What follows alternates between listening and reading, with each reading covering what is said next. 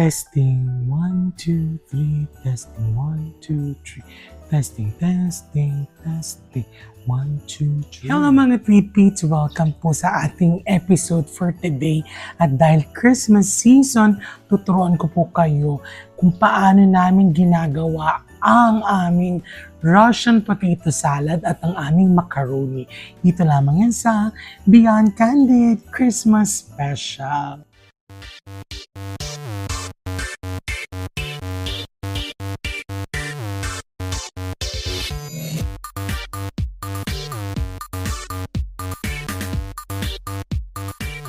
So ang aming macaroni salad at ang aming Russian potato salad, ito yung dalawang pagkain na hindi mawawala sa aming hapagkainan tuwing Pasko and Medianoche, New Year's Eve.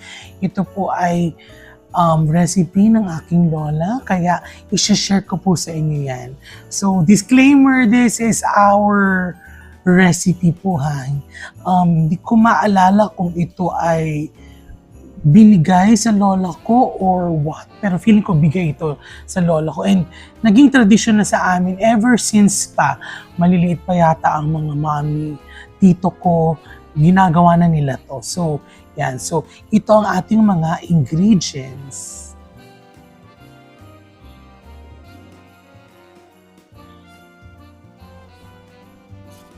So, babalatan na po natin ang ating apples.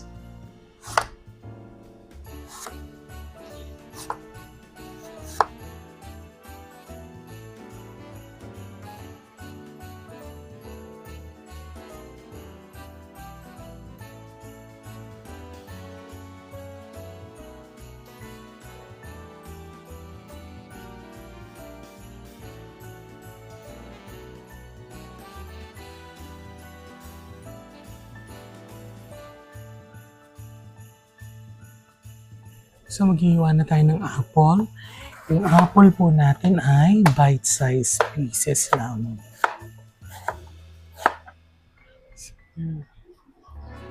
So when you say bite-size, yung madaling makain. Bite-size.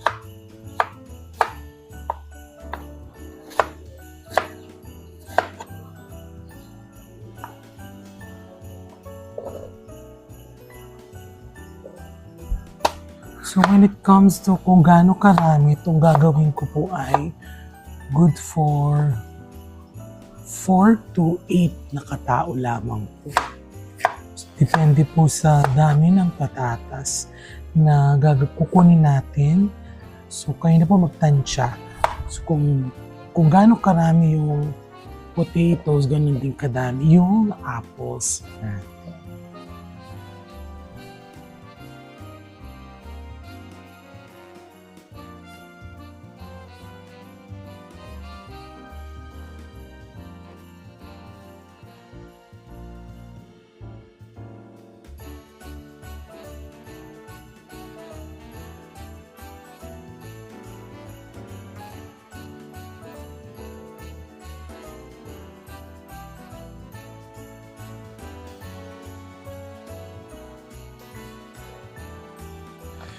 So after ng apple natin, ngayon naman yung patatas. Siyempre, kaya nga potato salad.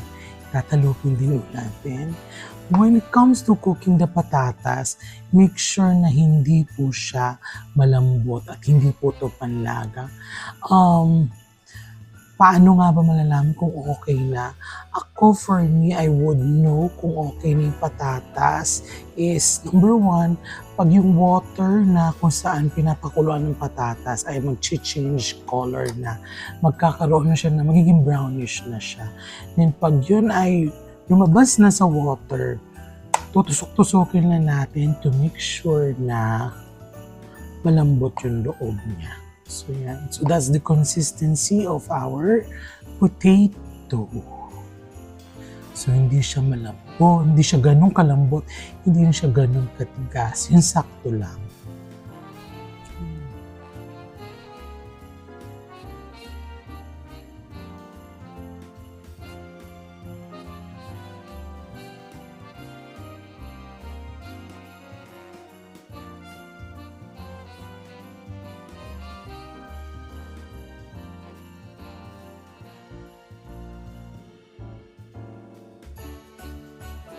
So pagkatapos natin talupin ang ating mga patatas, bite-sized pieces ulit, hiwain natin square. So ito pong niluto ko ay 4 na maliliit and 4 na malalaki. Sama natin sa apples.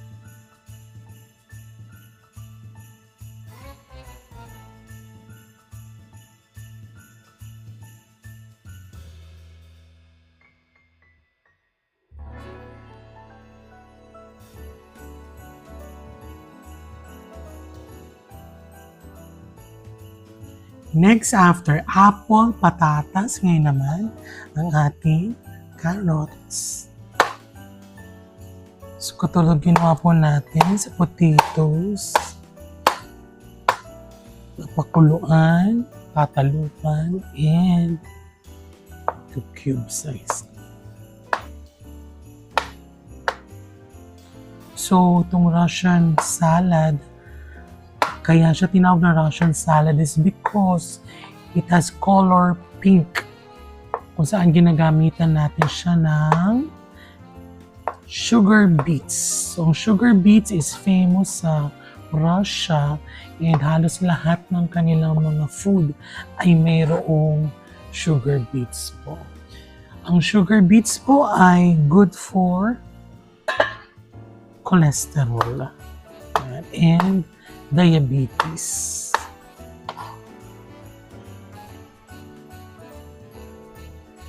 Ngayon naman, hihimayin natin ang ating chicken. So, hindi natin isasama ang balat ng chicken. We remove the skin, then afterwards, himayin na natin siya para mas sumarap ang ating salad. Lalo na yung pagtikim mo yung halos lahat ay may chicken.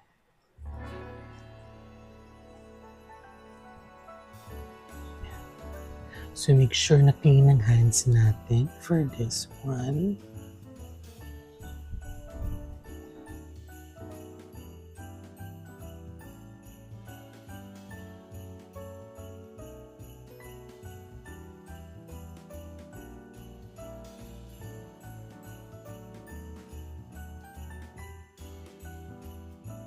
Now we would also chop our celeries.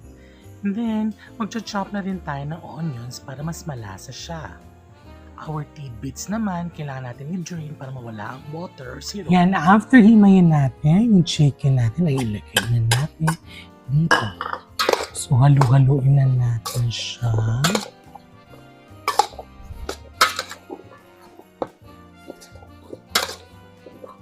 Lagyan natin ng pineapple tidbits.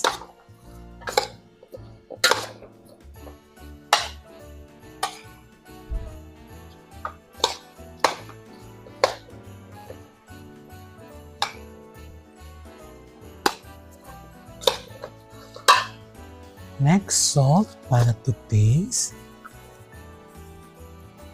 So ito, lalagyan natin to habang wala pang mayonnaise para may lasa na yung potato natin.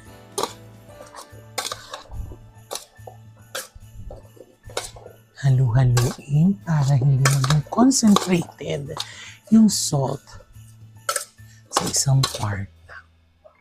And then afterwards, pepper po to taste.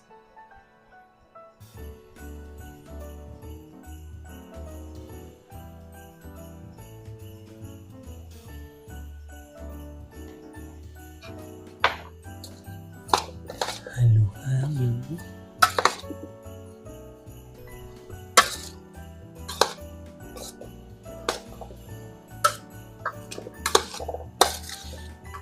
Lagyan natin ng salt.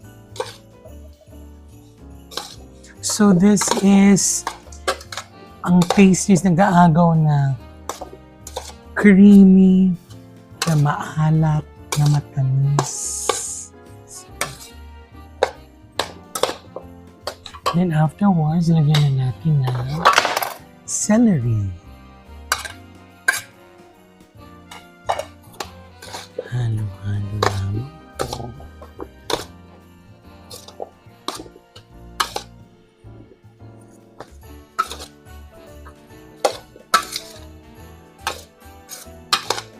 Then, lalagyan natin ng pickled relish. Sarap! Dati wala pang pickled relish. Nakabutan ko wala pang pickled relish. Talagang bibili ko ng pickles. I-relish mo talaga. So, yeah. So, kaya to usually Christmas namin hinahanda dahil color pink siya. Kulay Pasko talaga. Then, ito ginagawa ng lola ko. Kung Pasko, 24 ng hapon. As in, 2 o'clock, yan, start na siya. Matatapos siya ng mga 4. Kasi ang mass noon, 10 o'clock. Buti nga ngayon, 8 o'clock ang mass.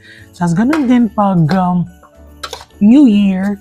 Pag New Year naman, 30 or 31 ng hapon ginagawa.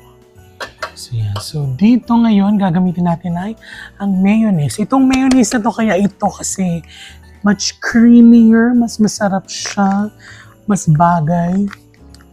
Yan. Hindi ko papakita yung pangalan kasi hindi naman siya sponsored.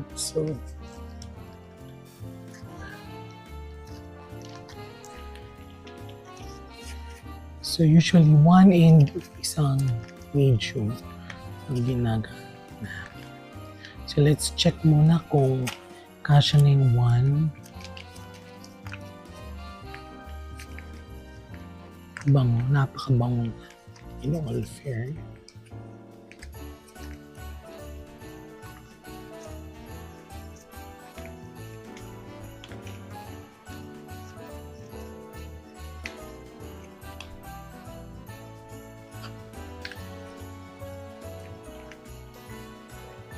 Dahil mahal, simutin natin.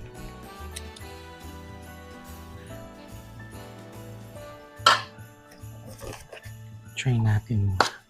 Haluin.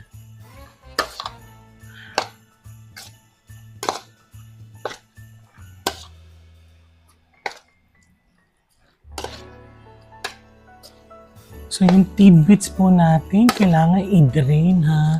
You have to drain the pineapple kasi hindi siya dapat matubig.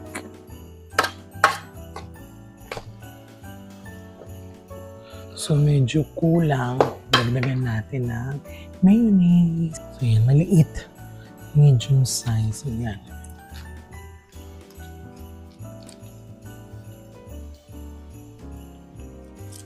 So talagang pagpasko talaga, good luck sa mga nagbibilang ng calories.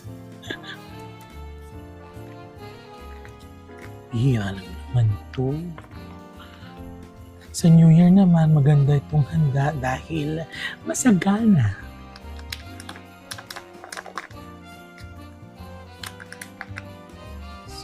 So, halo ulit tayo. Halo lang tayo ng halo.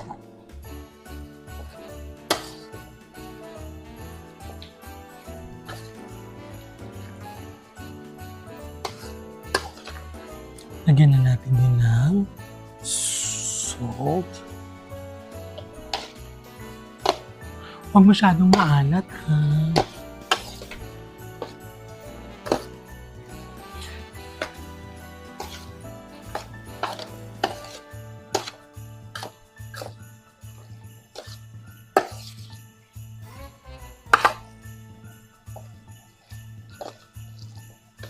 And then afterwards, lagyan na natin ng sugar. Kasi dapat maghalo ang alat at tamis. Mga 1 cup siguro. Ay, hindi siya sponsor. Ayun.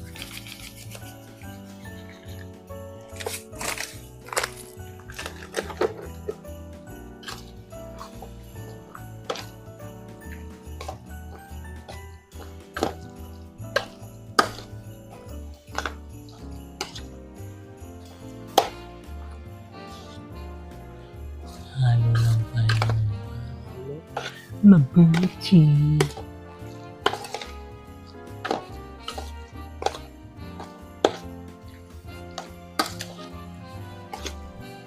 Eh!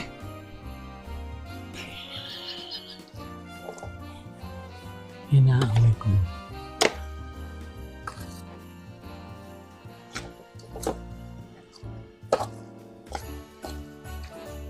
So ngayon namin papakilala ko po sa inyo si Sugar Beets. So yan. Ito po si Sugar Beets. Yung medyo maliit na lang. Yan na, pero tatlo to ha. So katulad ng ginawa natin sa patatas. Yan natin. Tatalupin. So yun, kung kulay sa kamay. Pwede ng blush. So yan. It's a root crop siguro, no? Root crop siya. Wala naman siyang ganong lasa. Pang paano lang siya talaga. Pampakulay, pampa-entice. Madaling humawa siya. As in, humahawa siya talaga. So, talop-talop lang tayo, mga tweet peeps. Talop-talop. Sugar beets.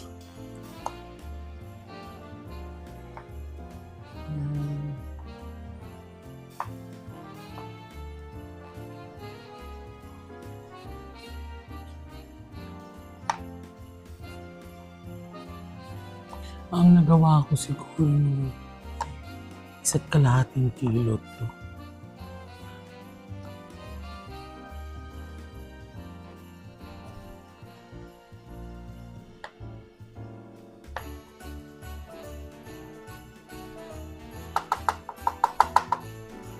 So yan po si Sugar Beets.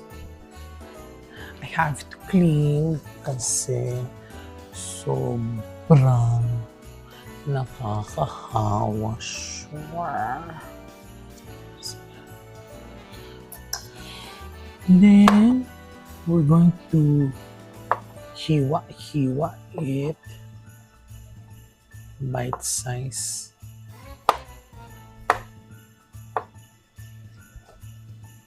Oops.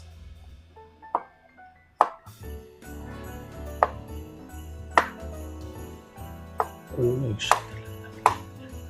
Kulay siya. Makulay ang buhay, makulay ang Pasko, makulay ang bagong taon natin.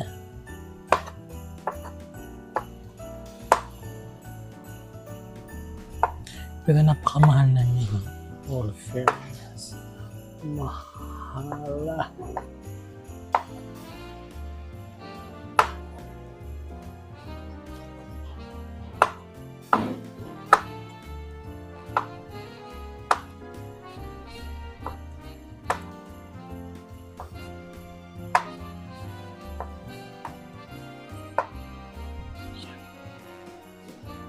So after natin hiwain, lagyan na natin at magta-transfer siya. Magiging colorful. The magic will begin.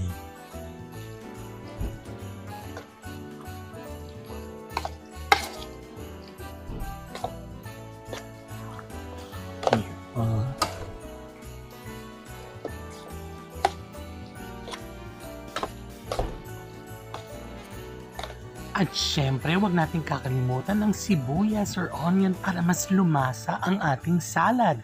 Yum!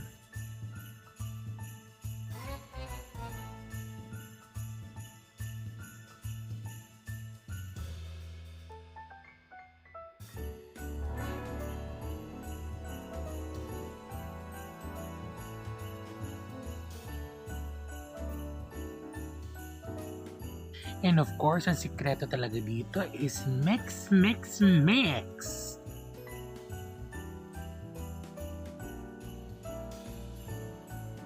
At Para malaman natin ang lasa, ang paborito ko, tikiman time.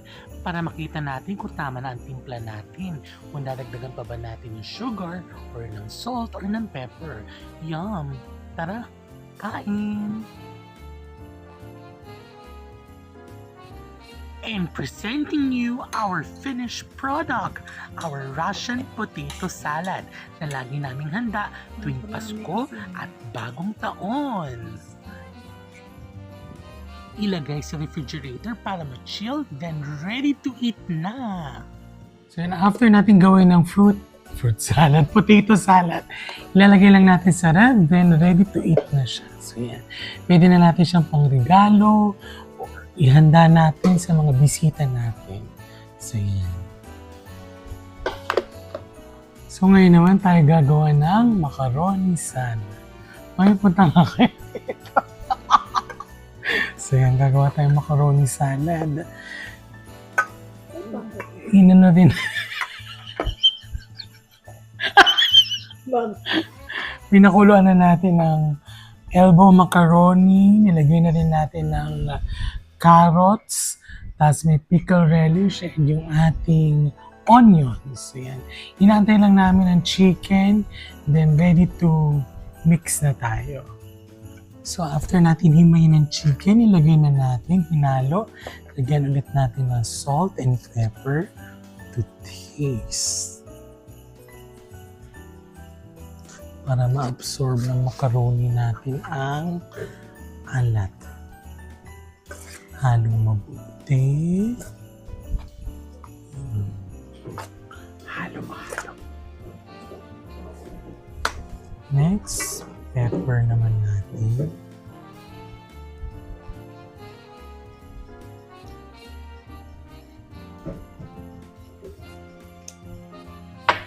Para malasa siya.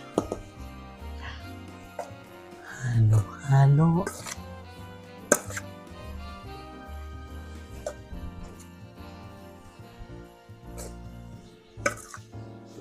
Afterwards, ang ating mayonnaise.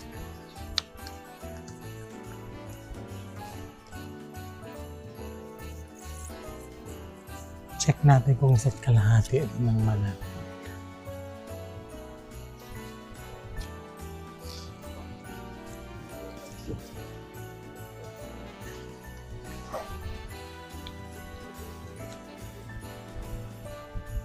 Yan.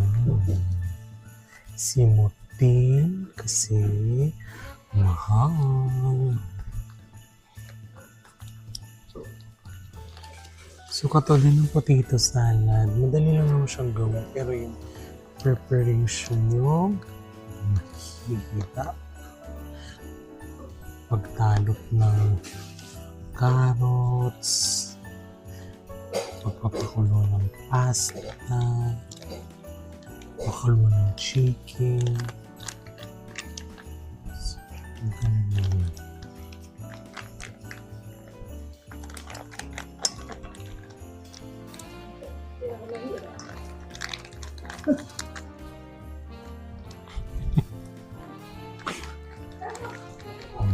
Magano.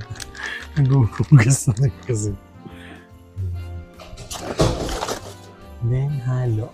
Check natin kung kaya isang buo. Pag hindi, meron pa tayong medyo. Move natin yung konti para makita. Haluin. So, inuulit po namin, this is our recipe. Para magkaroon kayo ng idea, kalasa siya ng isang chicken resto. K ang simula. And yung isang kilala rin sa salad, yung burgeran. May babaeng kalasan dito.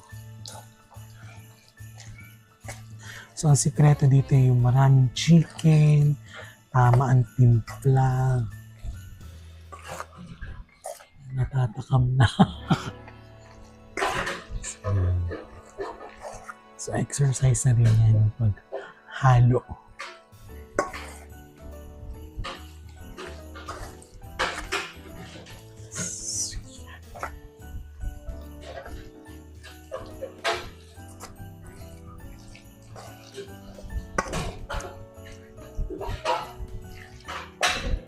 Mukhang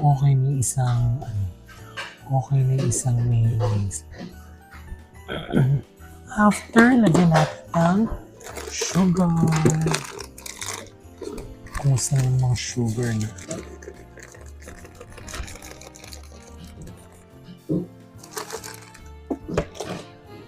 Pag medyo maalat, medyo okay lang kasi nare-ref naman. Ano naman siya? Kasi settle down. Well, settle down.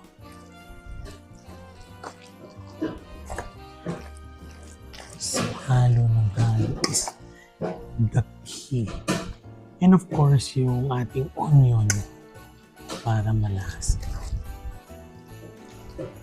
Actually, minsan malalaman mo na sa ano pa lang, amoy.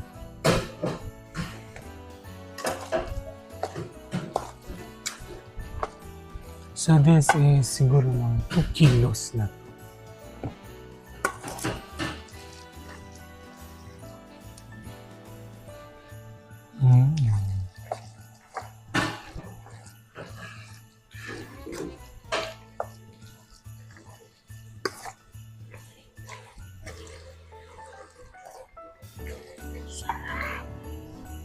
So aside sa paghuhugas ang pinakamahirap, syempre, ito rin, pagtitikim. Dapat sakto ang lasa.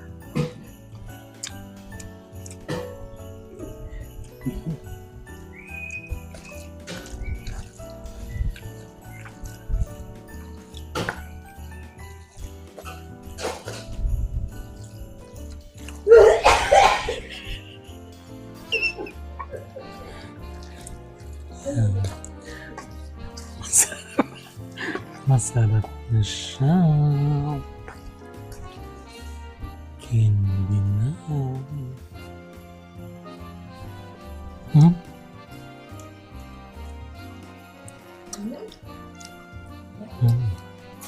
So, chill na natin siya para pwede na natin ihain for Noche Buena, Medianoche.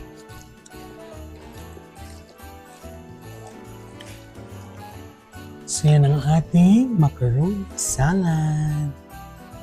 Ayan, tapos ko yung maglikpit. Diyan po nagtatapos ang aming vlog for today's special Christmas special vlog for our potato salad and macaroni. Don't forget to like, subscribe, and of course, hit the notification bell button para updated kayo. Muli po, Merry Christmas and a Happy New Year!